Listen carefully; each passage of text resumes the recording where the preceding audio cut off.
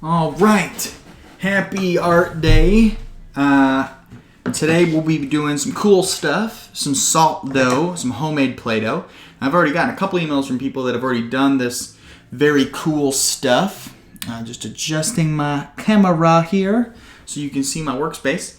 I'll be using a smaller version from the recipe I already posted. You can find the full recipe it's in like a little handout on Google Classroom and on my website. So I'll be using a smaller version because I don't want to have a huge amount of Play-Doh. The big recipe is 2 cups of flour, 1 cup of salt, and 1 cup of water. I'm going to scale it down in half. I'm going to shrink it. So I'm going to use half a cup of water, half a cup of salt, and 1 cup of flour. So what I'll do is, and I'm going to mix it here. I'm going to use my hands. I'm just going to get a little messy with it. So yeah, let's just get started. I'm going to add my salt. I'll add my salt first. So I'll do half a cup. This is where the advertisements can come in. So half a cup of salt. I'm just using regular table salt, some Kroger salt. So there's my salt. All right, my big container. Boom, just like that. Into the bowl. And I'm going to do 1 cup of flour. Now I'm using a half cup measuring spoon. This is all-purpose flour. I think you can use whatever flour you want. You could even use gluten-free flour, rice flour or something. So there's my 1 cup of flour, my half a cup of salt, and now I will add my half cup of water. And I'm gonna grab a paintbrush and mix it with.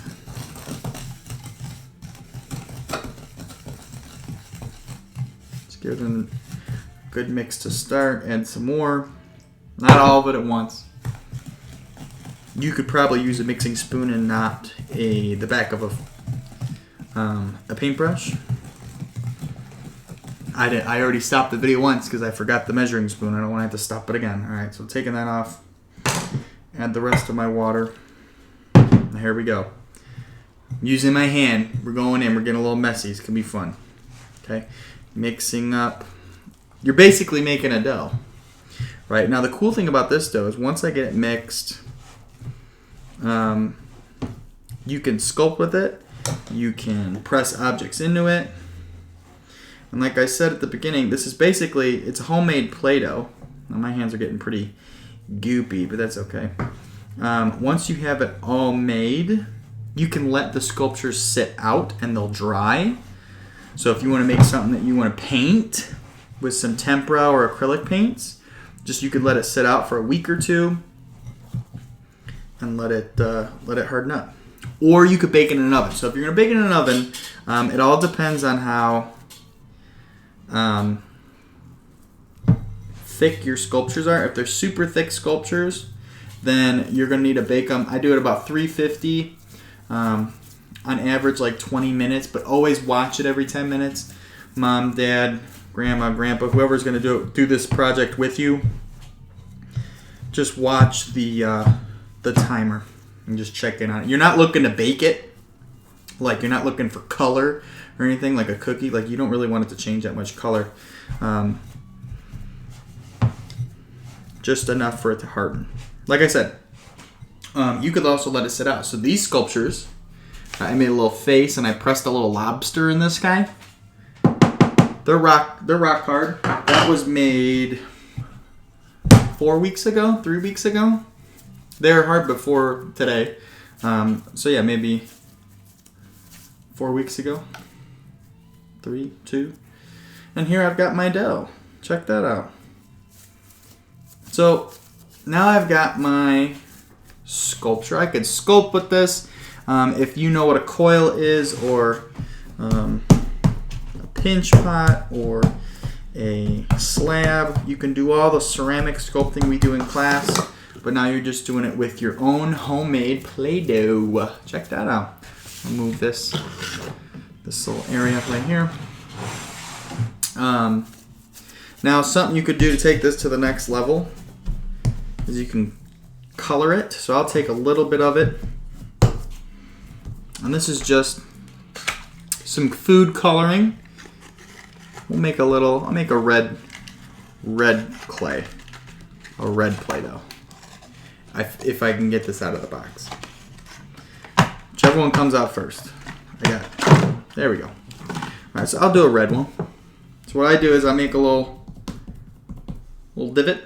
I think when I did it last time it was like 6 drops. 6. Okay, we're just going to go with 6.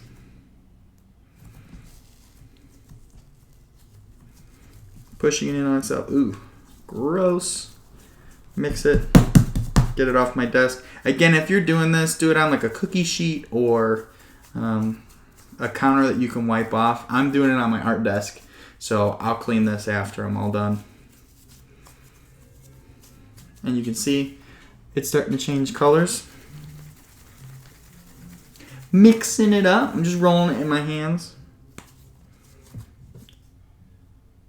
So that's 8 drops for this little batch because I want like a pretty red Play-Doh. Right, there must be a lot of dye in the regular Play-Doh. But yeah, now I have, in comparison, my white and like a pinkish red dough, right? So, quick review. This is pretty fast. To make a small batch like this, I used half a cup of salt, just regular table salt, a cup of flour. I used all-purpose flour. You can use whatever flour you'd like. And half a cup of water. If it's too sticky, add a little bit more flour. If it's too dry and it's not sticking together, add a little bit more water. This can stay dry if you put it in a Ziploc bag, or it could stay wet so you can play with it like Play-Doh. You can keep it in a Ziploc bag or a Ziploc container, and it could last you just as long as Play-Doh would. If you want it to dry into sculptures, right, you can press things into it. You can sculpt it with forks and knives or whatever tools you have. You can let it sit out and it'll air dry. So these I had sitting out for, this is like week 4 of when I first made this, but they dry in about 2 weeks depending on how much or how thick they are, right? So if we look, this one is a lot thinner than this one. So this one dried faster. So it's up to you. If you want to bake it in an oven, like I said, have an adult help you with it. You want to bake it in about 350 degrees in an oven. You're not looking to cook it. You're just looking for the water to evaporate. So you're not really baking it. You're just evaporating the water. So if you do that, just watch it like every 10, 15 minutes. Check on it. Test it. If it's dry, take it out. If it's still moist, leave it in. So it's your choice. This, now I'm working with it. It's still sticky. So if I was playing with it on a counter, I'd put a little flour down and play with it. But you know, you can roll it into coils or sculpt it and do whatever you want to do with it. So that was your at-home recipe for salt dough. The recipe is posted on my Google Classroom and on my website, so you can find that. The big recipe is 2 cups flour, 1 cup salt, 1 cup of water. Right, that's for a big batch. I did it in a little half batch like this. If you want to keep it and play with it, wrap it in the plastic wrap. If you want to let it dry, air dry it, or bake it, you can do that. You can dye it with the just simple food coloring. If, you know, as you're making this, take pictures of it, see the process, post it in the comments on the Google Classroom. If you are comfortable with it, take some pictures of your finished sculptures, post those on the Google Classroom, or send me an email because I'd love to see what you all end up making with your salt dough. Right? Have fun. I will see you all next art class.